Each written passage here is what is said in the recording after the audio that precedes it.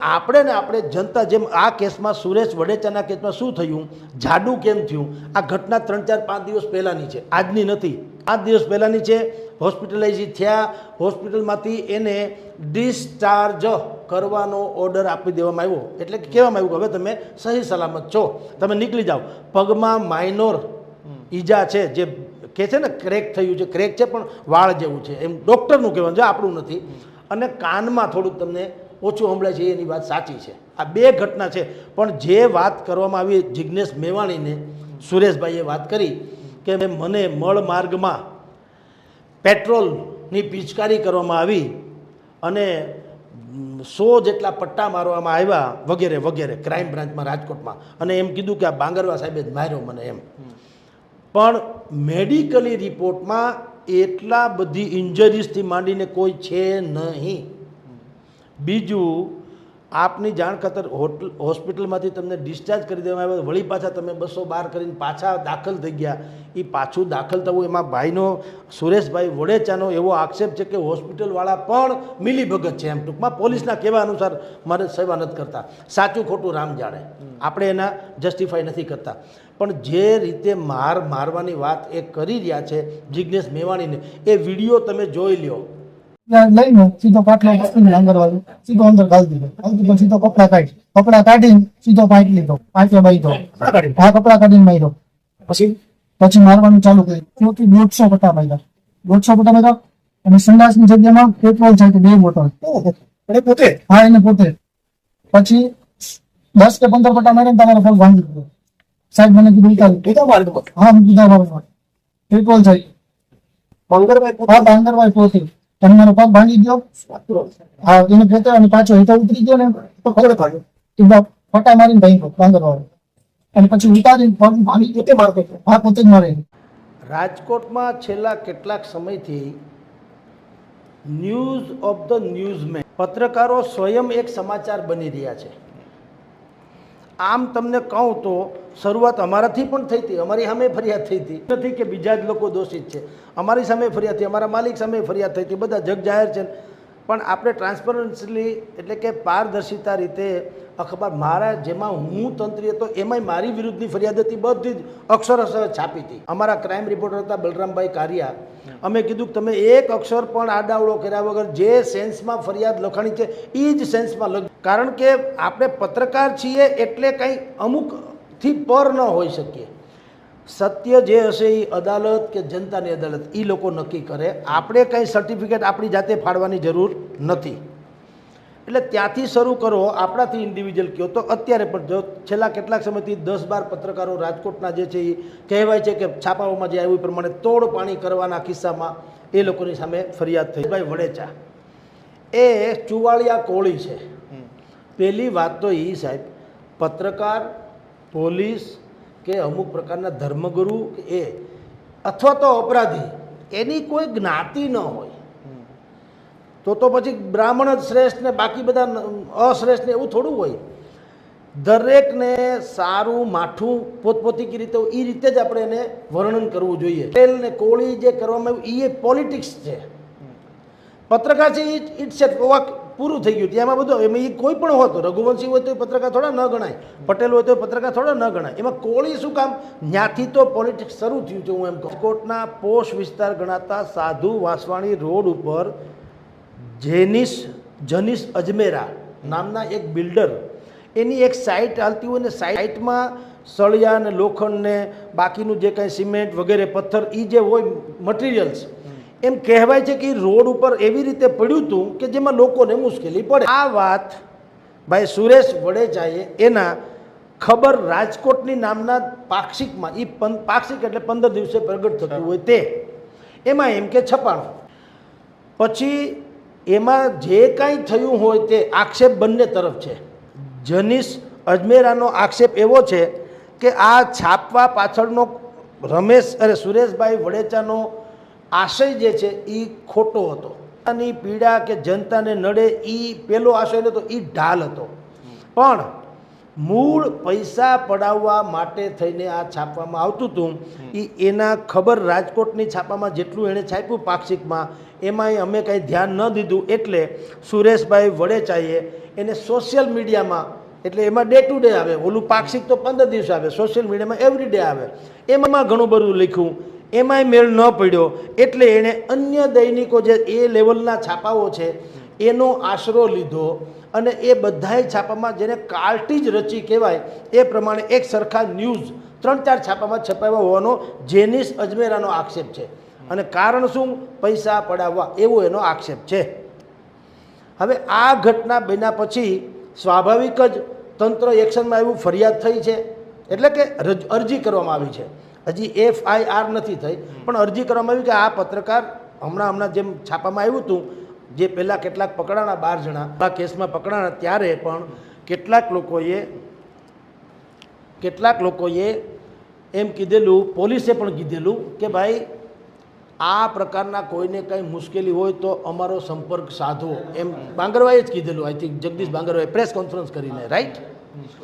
હવે એ જે કીધું હતું એ સ્વાભાવિક જ છે. જેનિસ અજમેરાએ પણ કદાચિત એ સેન્સમાં અરજી કરી હોય કે ભાઈ અમારી સાઇટના નામે પણ અમને પત્રકાર પૈસા પડાવવાની કોશિશ કરે. પછી એમ કહેવાય છે કે આને બોલાવવામાં આવ્યા, ભાઈ સુરેશ વડેચા ક્રાઇમ બ્રાન્ચમાં જે મારવામાં આવ્યો. હવે એ બધી તપાસનો વિષયને વાત આક્ષેપની જગ્યાએ છે. આપણી પાસે તથ્ય આપણે નજરે જોયું નથી, પણ માર્યું હશે, કંઈક ધુવાડો નીકળે તો કાંઈક સળીગું હોય, હાવ ખોટું હોય નહીં. મને ત્યાંથી એક બીજી વાત હું તમને કહેવા માગું છું કે માર્યો પણ એ એટલા માટે માર્યો છે કે એ ચુવાળિયા કોળી છે. માર્યો એ એટલા માટે મારવામાં આવ્યો છે કે એ પત્રકાર છે. માર્યો એ એટલા માટે કરવામાં આવ્યો છે કે પ્રજાના પ્રશ્ને લડતા હતા. તો 1000% પોલીસ તંત્ર અથવા તો જગદીશ બાંગરવા હોય એ દોષિત છે. સામાન્ય જનતા શું કહેતી હોય છે સામાન્ય રીતે કે ભાઈ તમે અપરાધી તત્વો સામે કડક હાથે કામ લ્યો, તમામ સમાજને લાગુ પડે. આ એક કિસ્સો તો એમાં આ તો ટોક ઓફ ધી ટાઉન છે, એટલે આને આપણે નિમિત્ત બનાવીએ. પણ આમ જનતા શું કહેતી હોય છે કે ભાઈ તમે કોઈ પણ અપરાધી હોય એની સામે તંત્રને કે સોફ્ટ કોર્નર ન અપનાવો, તમે એના વરઘોડા કાઢો, તમે એને મારો કૂટો. કડક એટલે બીજું શું?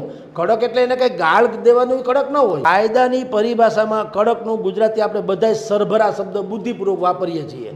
તો સરભરા એ શું છે? કંઈ ચા પાણી થોડા પાય છે? સરભરા એટલે આપણે સમજીએ શું હોય. હવે એ જો કરે અને એ કોઈ ચોક્કસ વર્ગ, ચોક્કસ જ્ઞાતિ, ચોક્કસ પક્ષ કે ચોક્કસ પ્રોફેશનનો હોય અને એ ટોળું પાછું એમ કે ના અમારાને ન મારો, તમારી સામે અમારે એક્શન લેવું પડશે તંત્ર સામે, તમે આવું કેમ કર્યું? તો મને સમજાવો તમે કે તંત્ર કરે શું?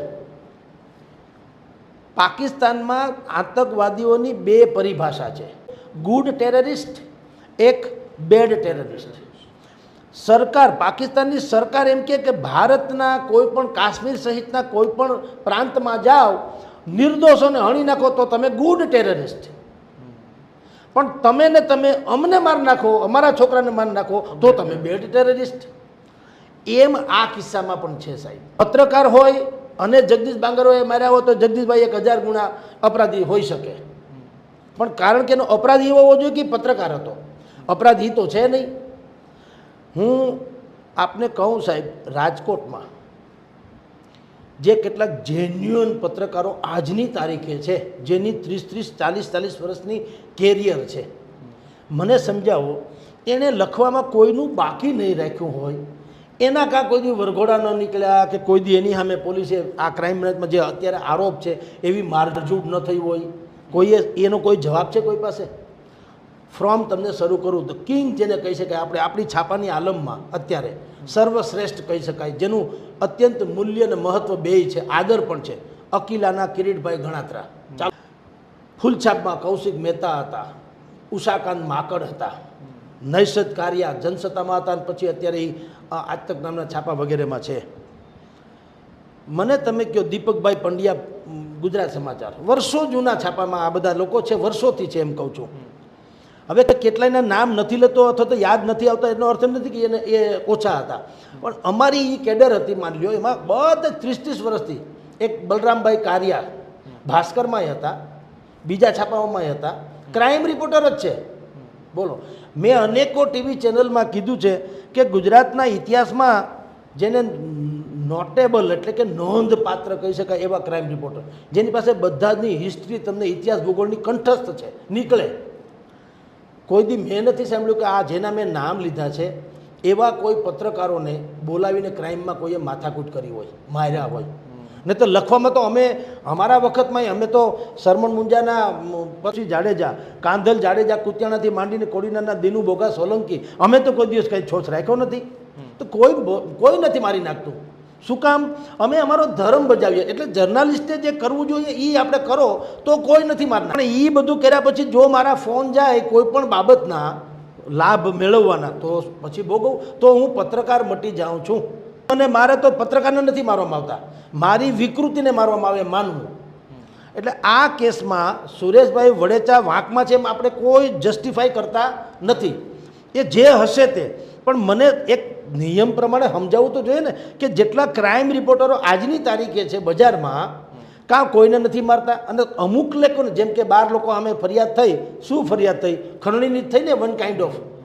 તો આ બીજા બધા છે. કૌશિકભાઈ નિવૃત્ત થઈ ગયા તો આજે એની વેલ્યુ એટલી ને એટલી છે, સમજી લો. કોઈ એમ નથી કહેતા કે નિવૃત્ત થઈ ગયા, આજે છે, કારણ કે એને મૂલ્યો જાળવી રાખ્યા છે. તો જર્નાલિઝમના મૂલ્યો શું છે? તમે જનતાના હિત માટે થઈને શાલીન ભાષામાં તંત્રનું ધ્યાન દોરો. That's all. તમે ટપાલીની જેમ રહ્યો. તમે મને મની ઓર્ડર મોકલો, હું કોઈ માણસને મની ઓર્ડર આપું, પછી એણે મને થેન્ક યુ કહેવાનું નથી હોતું, કારણ કે હું તો પાસ ઓન કરનારો ટપાલી છું. પત્રકાર શું છે? જનતાની પીડા તંત્રને કહેવાનું, વચ્ચે હું કાંઈ નહીં, મારો કોઈ હિસ્સો, બીજો રોલ ન હોય.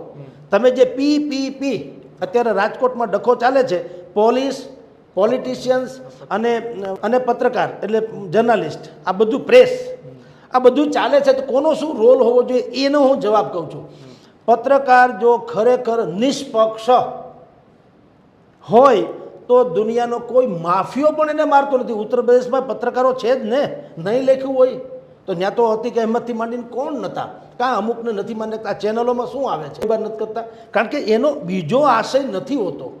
આમાં જેનિસ અજમેરા જે કહી રહ્યા છે એ હોય તો, એ આપણી પાસે પુરાવા નથી, પણ જેનિસ અજમેરા જો કહેતા હોય કે મારી પાસે પૈસાની ખરણી માગી છે, એનો અર્થ એમ છે કે પ્રજાના પ્રશ્નને ઢાલ બનાવીને તમે તમારો સ્વાર્થ સાધો છો. જો સાચું હોય તો વાત કરું, તો પછી પત્રકારત્વની વ્યાખ્યામાં ક્યાં આવે?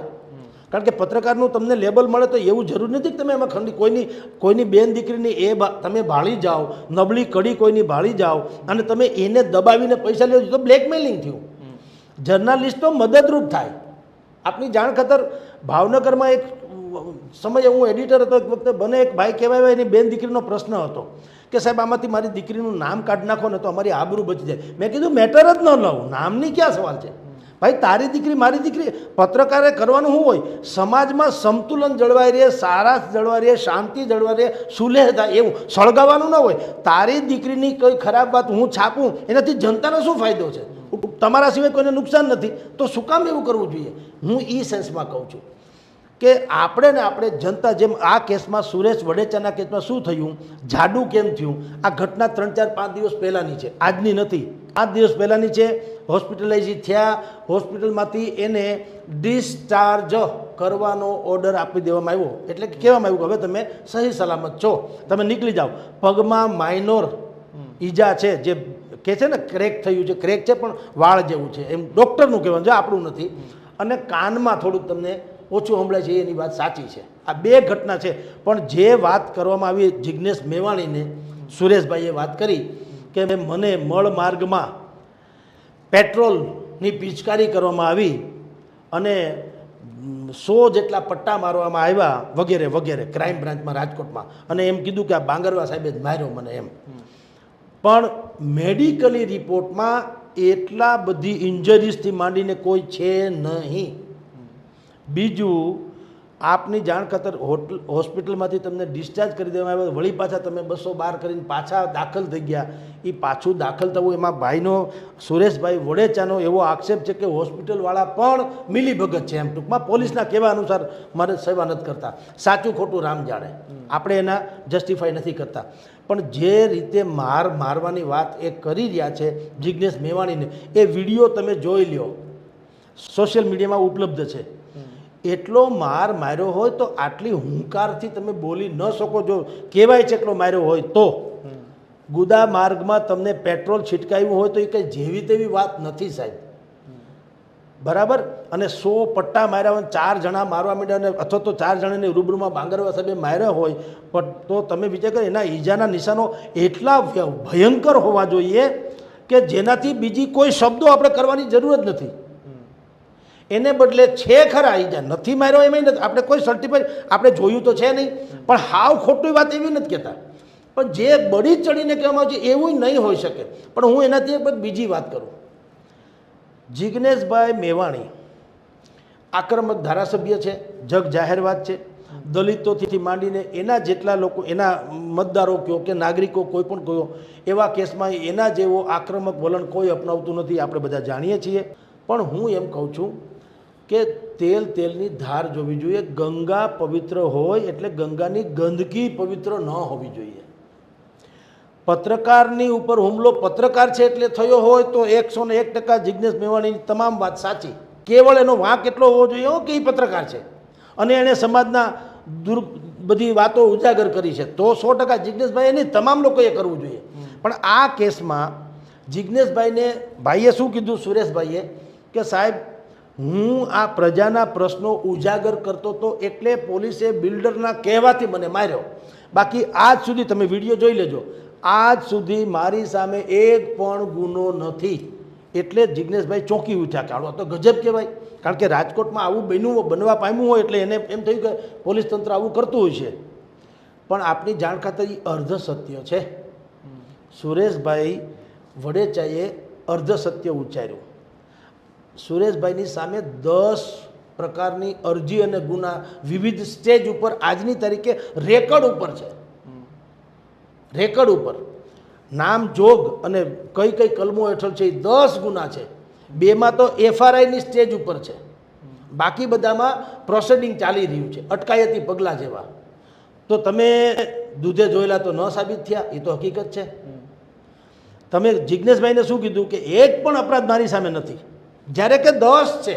તો જિજ્ઞેશભાઈએ ભાઈને મળ્યા, સુરેશભાઈને, પછી સીધી સભા થઈ ક્યાંય, અને સભાનું નામ આપ્યું છે દલિત પ્રતિકાર સંમેલન બોર્ડ હતું પાછળ, અને પછી ભાષણ કર્યું. એની સ્ટાઇલમાં કર્યું. સુરેશભાઈએ પણ એવું કરવાની જરૂર હતી કે આ ભાઈ જે સુરેશભાઈને કહેવાય છે કે પોલીસે માર્યા છે, તો એની કુંડળી કઢાવી તો લેવી જોઈતી હતી. અને પછી એ નિર્દોષ હોય તો 100% આથી વધુ ભલે બોલે. પણ તમે, હું પણ બાયસ હોઉં પત્રકાર તરીકે, નિષ્પક્ષ નહીં, બાયસ, અને મારો એજન્ડા પત્રકાર તરીકે બીજો હોય, કટકટાવવાનો જે આપણી, તો યાર આપણે પત્રકાર તો નથી રહેતા સાહેબ. એવું તમને પીળો પરવાનો કોઈ આપી દે ચાલે નહીં સાહેબ. તો અહીંયા રાજકોટની પત્રકાર આલમમાં જે ગરિમાપૂર્વક હસ્તીઓ થઈ છે એ લાજી મરે.